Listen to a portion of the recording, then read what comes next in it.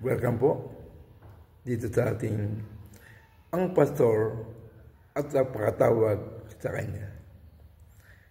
Ang pastor ay kaloob ng Diyos sa iglesia.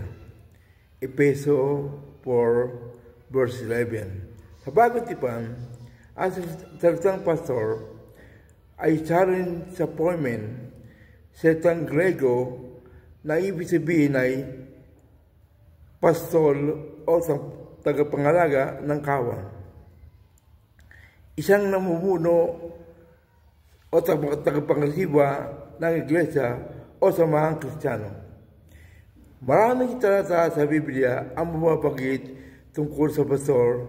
Halimbawa, sa Exodus 2:16 at 23, at 1 Samuel 17, Awit 23, Lucas 8-20, John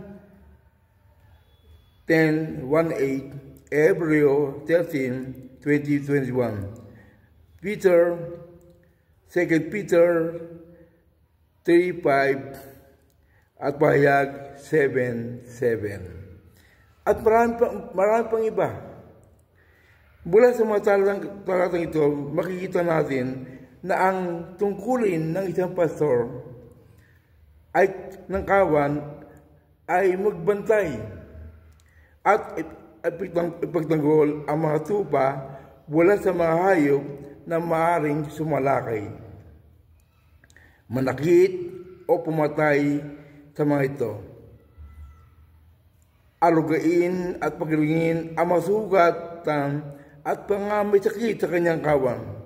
Hanapin ang mga nawawalang tupa at iligtas ang mga hulog, tabangin at talampas.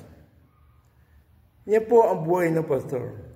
Kaya sa lahat ng pastor dyan, Happy Pastor Day. Salamat po.